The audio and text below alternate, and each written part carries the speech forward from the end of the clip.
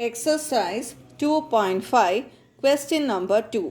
Solve minus x square plus 3x minus 2 greater than or equal to 0. You can see here it is starting with a minus sign. So first let me remove this minus sign. If I have to remove the minus sign, I have to multiply with the minus sign. If I multiply with the minus sign, I have to change the direction of inequation. So it will become x square minus 3x plus 2 less than or equal to 0. So I have changed the direction of inequation because I am multiplying with minus sign. Now we have to factorize this. It is easy to factorize this particular quadratic function. We are having the product as 2 and the sum as minus 3. So the two numbers which we multiply we get 2 and if we add we get minus 3. The two numbers are minus 2 and minus 1. Minus 2 into minus 1 we get plus 2. Minus 2 and minus 1 if I add I get minus 3. From this I can write the two brackets. The two brackets are x minus 2, x minus 1 is less than or equal to 0. Now these two brackets, let me take it as f of x. So f of x is equal to x minus 2 into x minus 1. To find out the intervals, I have to put f of x is equal to 0. That means x minus 2 into x minus 1 equal to 0. If I equate each bracket separately to 0, that is if x minus 2 is equal to 0, I can take this minus 2 to the other side. So one of the answer for x is plus 2. Similarly, if I equate the next bracket equal to 0, that is x minus 1 is equal to 0. If I take the minus 1 to the other side, I have x is equal to 1. So we are having two values for x, that is 1 and 2. After getting the values for x, we have to draw the number line. So minus infinitive plus infinitive. When we mark the numbers on the number line, always in the left side the smaller numbers and on the right side greater numbers. So out of this 1 and 2, you can see 1 is the smaller number. So I have to mark 1 on the left side. 2 is greater number compared to 1. So 2 should be on the right hand side. Once when we draw the number line, you can see the three intervals. The three intervals are minus infinitive comma 1. That is, this is the first interval. The next interval is 1 comma 2 and the last interval is 2 comma infinitive. The remaining part of our answer, we are going to answer it in tabular column. In tabular column, we have to write the following headings. First column, you have to put the heading intervals. The next column, the first bracket, that is x minus 2. The next column, the next bracket, x minus 1. And in the last column, we are going to put f of x. F of x is nothing but the product of x minus 2 and x minus 1. After we put the headings in the columns, now we have to fill up this particular tabular column. So let me write the first row. First row is the interval minus infinitive comma 1. The next row we will have 1 comma 2 and the last interval we will have 2 comma infinitive. Now let us see how to fill up this tabular column. For that, let me do the calculations here, then let me fill it up here. Now minus infinitive to 1.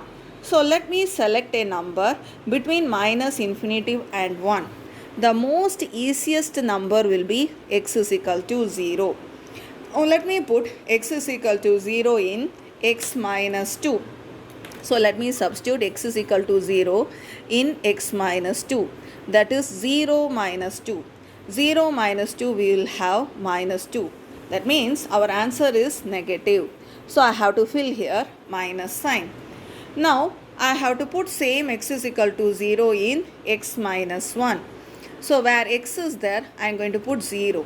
0 minus 1 is minus 1. That means this answer is also negative. So I have to fill here also minus sign. Our f of x is the product of this two.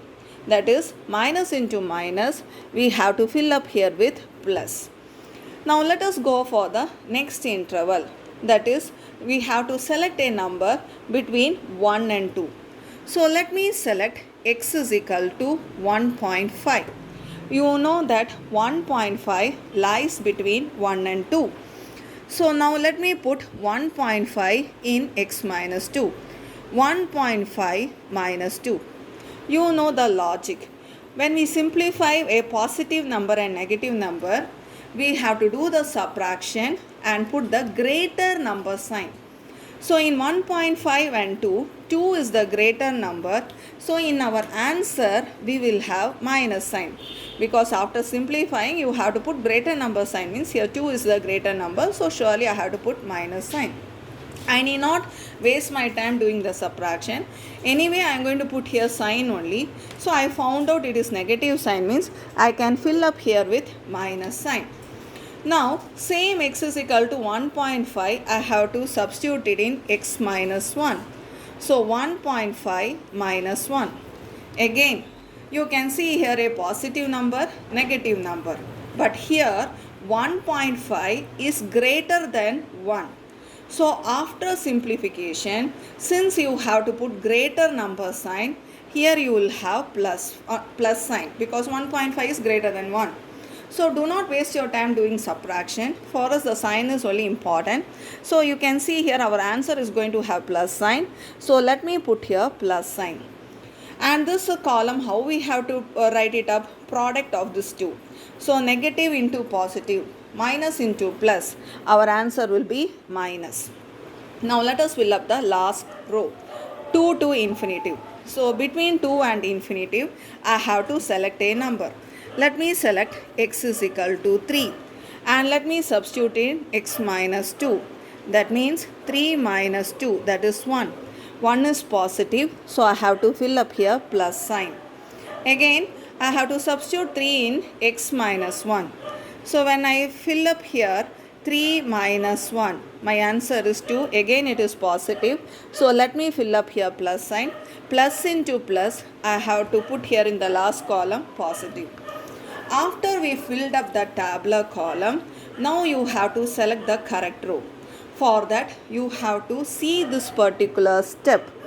Do not see the original question, because original question we have simplified by multiplying with the minus sign, and this is the new inequation what we have got. So we have to see this particular inequation. See the sign here. It is less than or equal to 0. Less than 0 means it is negative sign. So we have to see the last column where we are having the negative sign. That particular row I have to select. So because of less than sign, I am selecting the row which is having negative sign. This row I have selected means I have to select this interval. But when we write our final answer, we have to see whether we have equal to sign or not. If you have equal to sign, I have to use closed interval. If there is no equal to sign, I have to write open interval. So my final answer is x belongs to closed interval because of this equal to sign, closed interval 1, 2.